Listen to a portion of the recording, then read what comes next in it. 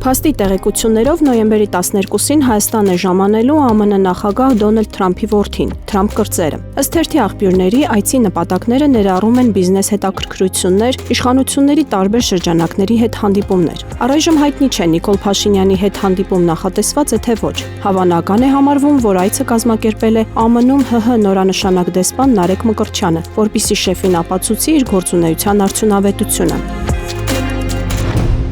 Հրապարակ թերթը գրում է. ՔՊ վարչության որոշ անդամներ մտահոգ են նախընտրական ցուցակի ձևավորման գործընթացի կապակցությամբ։ Բանն այն է, որ Փաշինյանը որոշել է. ՔՊ համագումարի պատվիրակները պետք է ընտրեն 2026 թվականի նախընտրական ցուցակի առաջին 30 համարներին։ Չնայած սա օրենքի պահանջ է, սակայն ղեկավար մարմնում ոմանք առաջարկել են նախապես վարչությունում ընտրել այդ 30-ին, բայց Փաշինյանը կողմ է համագումարի ընտրիչների կողմից ընտրությանը։ Սակայն քանի որ որոշ կարկառուն ԿՊԱ-ականներ ավելի քիչ ձայներ հավաքեցին սեպտեմբերյան համագումարի ընտրությունների ժամանակ, իսկ ճամբարանափոխներ Գևորգ Պապոյանը, Վահագն Ալեքսանյանն ու Հայկ Կոնջորյանն առաջատար դիրքերում էին, եւ սա այն պարագայում, երբ ընտրությունը կատարվում էր ընդամենը 42 թեկնածուի միջև, իսկ ԿՊ արտահերթ համագումարին, որը կհրավիրվի գարնանը, թեկնածուները մի քանի անգամ շատ են լինելու, ուստի ոչ մեկի ճակատագիրը պարզ չէ։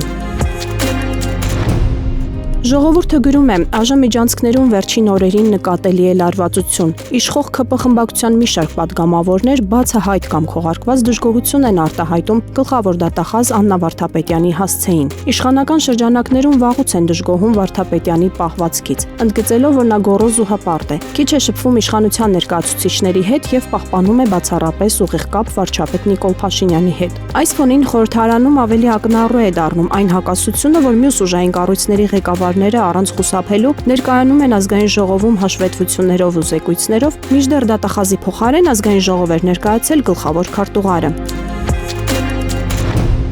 Հրապարակը գրում է. օրերս Վանաձորից լուր տարածվեց, որ վարչական վերաքննիչ դատարանը կարճել էր Վանաձորին վերաբերող գրեթե 4 տարի ձգվող դատական գործը, որն արգելում էր, որ Վանաձորի ավականին համայնքապետ ընտրի։ Թերթը հիշեցնում է, որ 2021-ին ընտրված թեկնածու Մամիկոն Ասլանյանի կալանավորումից հետո Փաշինյանն ու դաշնակիցները դատական հայցերով կասեցրին համայնքապետի ընտրությունը։ Ապա օրենքի փոփոխությամբ համայնքապետ նշանակվեց կրիմինալ համբավ ունեցող ական, որն ընտրվել է հասկից։ Սակայն իրականում ԴՀԿ-ն էր հանել արգելանքը, իսկ դատական արգելքը չէր վերացել։ Մովսես Շահվերդյանի հասկը բողոքարկել է ԴՀԿ որոշումը, քանի դեռ դատական գործընթացներ են ավականու կողմից նիստեր հրավիրելու, արգելքը չպիտի հանվեր։ ԴՀԿ-ն էլ հետ ողորմյա է արել որոշումը։ Եթե չբողոքարկեին, ապա ըստ օրենքի ավականին 20 օրում պետք է իր կազմից համայնքի ղեկավար ընտրեր։ Եթե նիստ քվեարկություն չկայանար, ավականին կցրվեր եւ ընտրություններ կանցկացվեին։ Իսկ բողոքարկումից հետո դատական նիստերն այնքան կձգեն, որ կգա կհասնի հերթական ընտրությունների օրը։ Սա նշանակում է, որ Նիկոլ Փաշինյանն ակային այնքան է հավանել, այնքան հարազատ է նրա արժեհամակարգը, որ թույլ չտվեց Մամիկոն Ասլանյանը դառնա համայնքապետ, բայց ամեն գնով ակային 4 տարի պահում է այս պաշտոնում եւ հույս ունի, որ Արկադի Փելեշյանով հաջորդ ընտրություններն էլ կհաղթի։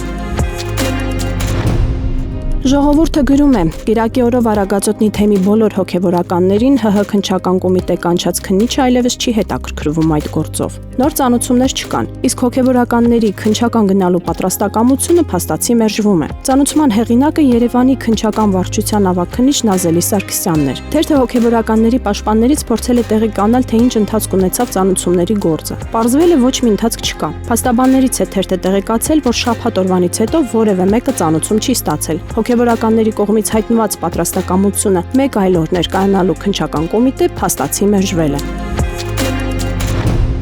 Ժողովուրդը գրում է. Արագածոտնի թեմի հոգևորականների եւ նրանց ընտանիքի անդամներին պատկանող անձնական իրերը իրավապահ մարմինները մինչեւ այժմ չեն վերադարձրել։ Այս մասին թերթին հայտնել են հոգևորականների պաշտպանները։ Արդեն անցել է ավելի քան 2 շաբաթ եւ քննչական մարմինը դեռ չի վերադարձրել առգրաված անձնական իրերը։ Փաստաբաններն այս առիթով դիմումներ են ներկայացրել ինչպես ՀՀ գլխավոր դատախազին, այնպես էլ քննչական կոմիտեի ղեկավարին, սակայն մինչեւ օրս որևէ արձագանք կամ պաշտոնական պատասխան չի ստացվել։